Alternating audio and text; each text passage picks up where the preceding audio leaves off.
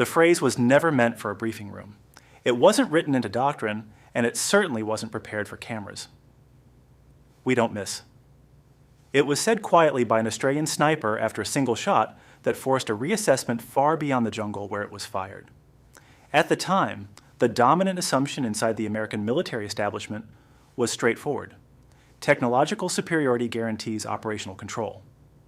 Advanced optics, coordinated artillery grids, air mobility, reconnaissance platforms. Precision was supposed to belong to the side with infrastructure. But precision in asymmetric warfare does not belong to infrastructure. It belongs to patience. Australian sniper doctrine evolved around that premise. Their system was not designed for dramatic long-distance records or headline-worthy engagements. It was built around disruption. A sniper was not there to accumulate kills. He was there to alter momentum. One shot could fracture command cohesion, delay maneuver, or force hesitation at the exact moment pressure was required. The difference was philosophical. Many large-scale units measured effectiveness by volume. Rounds fired, sorties flown, targets suppressed. Australian sniper teams measured effectiveness by control. How long they could observe without detection, how selectively they could engage, how little trace they left behind. Before the incident that would circulate quietly through strategic channels, there had already been indicators. Small Australian sniper elements operating on the periphery of contested zones showed unusual efficiency. Their rounds fired per confirmed impact were statistically low. Their exposure time after engagement was minimal. They disengaged more often than they fired. They rejected shots that did not meet strict certainty thresholds. And in one operation, an American unit found itself stalled under coordinated hostile maneuver. Air support was delayed. Artillery lacked precise forward correction. The battlefield began to tilt toward disorder. An Australian sniper team operating independently had been tracking movement patterns in the area for nearly 2 days. They had identified a recurring figure, an officer relocating between concealed command points, issuing instructions, disappearing before counterfire adjusted. He was cautious, but he was predictable in timing. When the exposure window opened, it lasted seconds. The shot was not extraordinary in distance. It was extraordinary in consequence. The bullet did not remove a rifleman. It removed synchronization. Within minutes, hostile maneuver lost cohesion. Flanking pressure weakened. Communication faltered. The encirclement threat dissolved. Later analysis confirmed the target had been directing the tactical compression of the American position. One controlled round had shifted the tempo more effectively than multiple air passes earlier that day. The implication was uncomfortable. Precision was not merely about equipment. It was about selection. Australian sniper culture emphasized restraint as dominance. If a shot was taken, it met layered criteria. Wind calculated. Range confirmed. Secondary observation verified. Withdrawal path secured. Engagement was the final step, not the objective. We don't miss was not arrogance. It was procedural discipline. And inside strategic reviews, a quieter realization began forming. If a small autonomous sniper element could influence operational balance without technological excess, then force projection models required adjustment. The lesson was not that large militaries were ineffective. The lesson was that scale does not substitute for judgment. In environments where visibility collapses and information fragments, the decisive variable is not firepower. It is timing. And the most powerful weapon on that battlefield was not the loudest system deployed. It was the rifle that fired once, deliberately, and then disappeared. The internal discussion that followed was not dramatic, but it was persistent. Analysts reviewing engagement data noticed a pattern that did not align with traditional metrics. Australian sniper teams were influencing operational outcomes disproportionate to their size. They were not increasing battlefield noise. They were decreasing it. Their presence compressed enemy decision-making cycles. Command elements under observation began relocating more frequently, communicating less openly, moving with visible hesitation. The psychological impact exceeded the physical damage. This was the second layer of the doctrine that many overlooked. A sniper shot does not only remove a target, it injects uncertainty into every subsequent movement. After that decisive engagement, hostile officers in the region altered behavior. Meetings shortened. Movement routes became irregular. Night travel increased, reducing coordination efficiency. The battlefield slowed. That slowdown benefited larger coalition units more than any immediate kill count could demonstrate. Australian doctrine understood something fundamental. Eliminating a commander at the correct moment does more than disrupt a plan. It forces an organization into defensive cognition. Instead of advancing, it recalculates. Instead of pressing advantage, it questions exposure. That hesitation spreads. In after-action reviews, American officers acknowledged that the encirclement threat had dissolved not because the enemy lacked numbers, but because they lost synchronized direction. Air power had applied pressure. Artillery had applied force. The sniper had applied precision at the structural weak point. This distinction began to reshape quiet conversations about how snipers were deployed. Traditionally, many were attached in overwatch roles, supporting infantry maneuvers directly. The Australian model emphasized independent observation integrated with long-duration reconnaissance. A sniper was not an accessory to movement. He was an instrument of strategic timing. That autonomy required trust.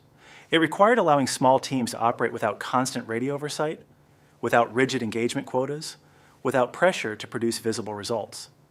Large institutions struggle with that model because autonomy reduces immediate control, but autonomy increases adaptability.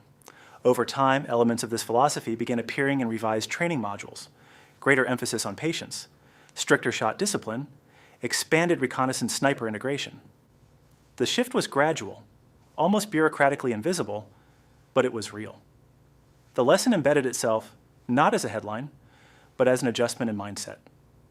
Modern asymmetric battlefields amplify small decisions. Visibility is fragmented. Information is incomplete. In such environments, the unit that waits longer often sees clearer.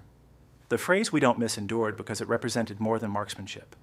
It represented a refusal to fire until firing changed the equation. And that refusal, that control, is what ultimately unsettled larger systems. Not because it was louder, but because it was quieter and therefore harder to counter. By the time the phrase circulated through internal channels, it had already transformed from a remark into a case study. Senior officers did not quote it publicly, but they referenced the engagement in closed reviews as an example of disproportionate effect. The uncomfortable conclusion was simple. Scale creates capability, but precision creates leverage. And leverage, applied at the correct moment, can override scale entirely. What made the Australian approach particularly disruptive was its rejection of spectacle. There were no exaggerated distance claims, no dramatic after-action theatrics.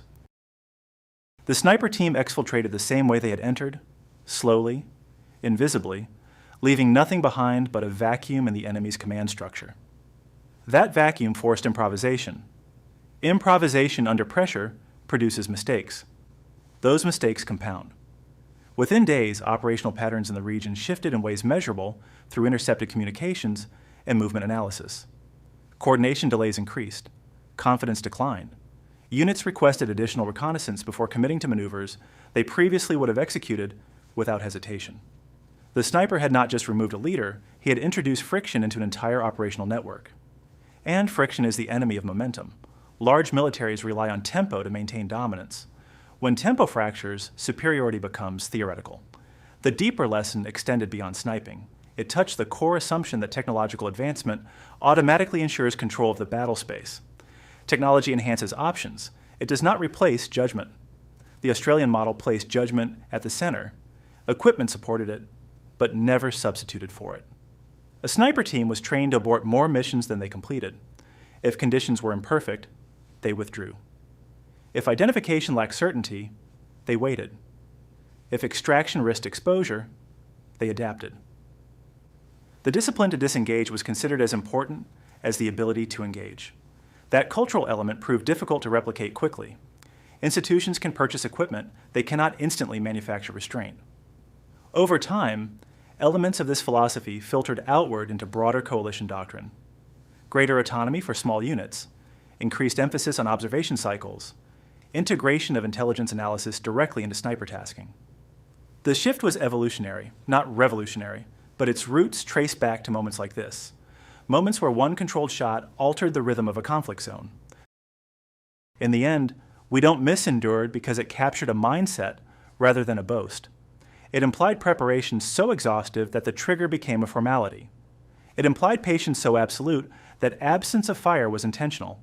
And it implied confidence not in volume, but in certainty. The Pentagon was not silenced by embarrassment. It was silenced by clarity. Clarity that in fragmented battlefields Dominance belongs to those who decide the exact second history changes and who have the discipline to wait until that second arrives. And that clarity carried forward long after the jungle fell silent. In subsequent strategic assessments, the engagement was no longer categorized as a sniper success. It was labeled as a tempo disruption event. That distinction mattered. A success is isolated. A disruption alters trajectory. The Australian team had not achieved victory in a conventional sense. They had recalibrated the pace of operations in a contested zone with a single, controlled decision. From that point forward, planners began asking a different question. Not how many assets are required to dominate an area, but how few are required to control it. Control, as redefined through this lens, became the ability to dictate hesitation. When opposing forces hesitate, they surrender initiative. And initiative, once surrendered, is difficult to reclaim without overexposure. The sniper embodied that principle: invisible until decisive, silent until necessary, detached from spectacle. The cultural impact within professional military circles was subtle but durable. Training cadres studied the engagement not for ballistic complexity, but for its sequencing, identification, pattern recognition, environmental calibration, exit planning. The shot itself ranked near the bottom of the analytical hierarchy. What mattered was everything that occurred before and after it. The Australians demonstrated that lethality without context is wasteful. Context without lethality is irrelevant. The fusion of both, executed once, precisely, creates strategic echo. That echo forces institutions to evolve. Over the years, technological systems improved. Optics advanced. Communication networks hardened. Surveillance platforms multiplied. Yet the core vulnerability exposed by that moment remained unchanged. Human decision-making under uncertainty is fragile. Remove the right node at the right time, and even the most sophisticated structure trembles. The phrase "we don't miss" survived not because it was dramatic, but because it distilled an operational truth into 4 words. Missing is not merely failing to hit a target. Missing is firing too early. Missing is choosing the wrong objective. Missing is acting without understanding the second-order effects. By that definition, the Australian sniper did not miss because he refused to act until the outcome extended beyond the immediate impact point. And that restraint, more than the bullet, was what resonated. The Pentagon was never literally silenced. It continued planning, deploying, adapting. But assumptions about how precision functions in asymmetric environments shifted permanently. The myth that scale guarantees control fractured. In its place emerged a quieter understanding. Dominance belongs to the side that understands timing better than its opponent. On modern battlefields, noise is abundant. Data is overwhelming. Movement is constant. But influence still condenses into singular decisions made by individuals who remain unseen. That moment in the jungle was not loud. It did not produce headlines. It produced correction. And correction in military evolution is often the most decisive outcome of all. In the years that followed, no official doctrine was rewritten overnight. No press conference declared a philosophical shift, and no medal citation captured the full scope of what had happened. But inside professional circles, the event became a reference point whenever discussions turned to leverage, autonomy, and disciplined force application. The Australians had not introduced a new weapon. They had reasserted an old principle: precision is a cognitive advantage before it is a technical one. That realization forced a deeper introspection. Large institutions are optimized for coordination at scale. They excel at logistics, sustained operations, and layered firepower. But scale carries inertia. It prefers measurable output. It rewards visible action. The sniper model disrupted that incentive structure. It suggested that the most decisive contribution might look like inactivity for days, followed by a single irreversible decision. That kind of operational minimalism is uncomfortable in systems built on throughput. Yet the battlefield kept validating it. Subsequent deployments increasingly recognized the value of distributed lethality, small semi-autonomous elements operating with strategic awareness rather than tactical isolation. The Australian approach had quietly demonstrated that a sniper detached from constant oversight but embedded in a clear intent framework could outperform larger coordinated efforts in specific conditions. Intent replaced instruction. Judgment replaced volume. Over time, this philosophy aligned with broader shifts toward mission command structures, where subordinate leaders are trusted to interpret objectives rather than await explicit direction. The sniper became a symbol of that trust, not because he operated alone, but because he operated with clarity. The final lesson of that moment was not about marksmanship, nor about national rivalry, nor about embarrassment. It was about maturity in force application. The maturity to recognize that not every capability must be used to prove its existence. The maturity to accept that restraint amplifies credibility. And the maturity to understand that silence, when deliberate, can carry more authority than sustained noise. We don't miss ultimately meant something far more demanding than perfect aim. It meant perfect selection. Selection of timing, selection of target, selection of consequence. On chaotic battlefields, those who master selection control escalation itself. And when escalation is controlled, the side that appears smaller can dictate outcomes to the side that appears dominant. That was the enduring shift. Not a silence building in Washington, not a dramatic admission of failure, but a recalibrated understanding inside one of the world's largest defense institutions. Superiority is not proven by how much you can fire. It is proven by how little you need to. That recalibration did not make headlines, but it altered the internal language of power. Briefings began to include a new kind of metric: exposure windows, behavioral shifts, command node vulnerability. Analysts started mapping influence instead of simply mapping territory. The emphasis moved subtly from destruction to disruption.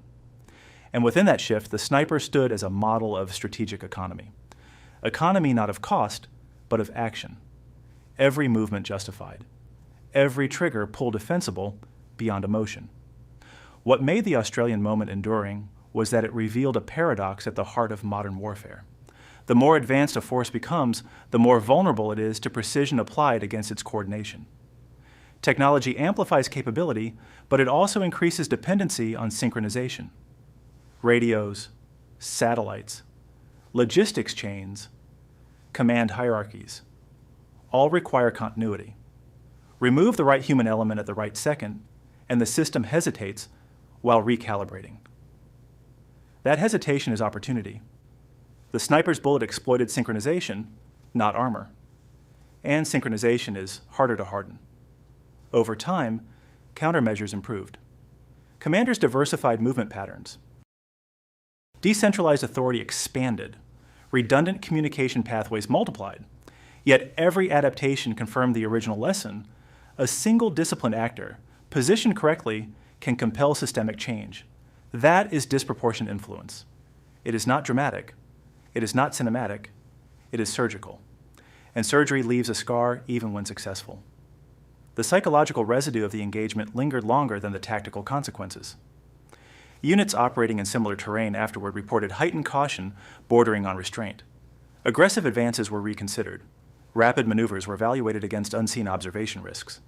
The environment felt narrower. Space existed, but it felt watched. That perception alone alters initiative. The most powerful battlefield advantage is not fire superiority. It is cognitive dominance, the knowledge that your opponent must account for you constantly while you choose when to reveal yourself. The Australian sniper achieved cognitive dominance with one decision, and that dominance echoed far beyond the coordinates of the shot. In the final analysis, the phrase, "we don't miss," endured because it encapsulated an ethic. Not pride, not bravado. Discipline. The discipline to withhold action until action reshapes the structure around it. The discipline to accept invisibility as success. The discipline to leave quietly after altering the equation. Modern militaries continue evolving, integrating artificial intelligence, autonomous systems, and expanded surveillance networks. Yet the foundational truth exposed in that jungle remains unchanged. Influence is not measured by noise. It is measured by effect. And sometimes the most profound effect comes from a rifle fired once by someone patient enough to wait until missing was no longer possible. And if there is a final layer to this story, it is this. The shot was inevitable long before it was fired. Not inevitable in outcome, but inevitable in logic. When doctrine prioritizes observation over impulse, when training reinforces refusal over reaction, when culture rewards patience instead of aggression, the decisive moment becomes a matter of alignment. Everything converges toward a single, controlled release of force. That is what distinguished the Australians in that environment. They did not chase opportunity. They constructed it slowly. They studied rhythm. They mapped habits. They waited for routine to calcify into predictability. Then they interrupted it. The interruption did not win a war. It did something more subtle. It demonstrated that dominance in modern conflict belongs to those who understand systems rather than surfaces. Surface targets are visible. Systems are relational. Remove a relational node, a coordinator, a communicator, a planner, and the visible structure weakens without immediately understanding why. Confusion spreads quietly. Orders contradict. Initiative stalls. The battlefield does not explode, it fragments. And fragmentation favors the side that anticipated it. In that sense, the sniper was less a shooter and more a systems analyst with a rifle. His weapon was not simply ballistic, it was temporal. He chose the second when removal would cascade. That cascade was the real objective. Large institutions eventually internalized this, not through humiliation, but through adaptation. They began teaching that firepower is a language, and like any language, its meaning depends on context. Speak too often, and you are ignored. Speak precisely, and you are obeyed. The Australians spoke once. The echo forced recalculation. And perhaps that is why the phrase never faded. "We don't miss" was not a claim of perfection. It was a declaration of standards. A standard that demands clarity before action. A standard that refuses waste. A standard that recognizes the cost of every round extends beyond its impact point. In the end, the Pentagon was not silenced by fear, nor by embarrassment. It was silenced by the realization that sophistication without discipline is fragile, that scale without timing is blunt, and that somewhere in contested terrain, a small team proved that the ultimate advantage is not how hard you can strike, but how long you can wait before you do.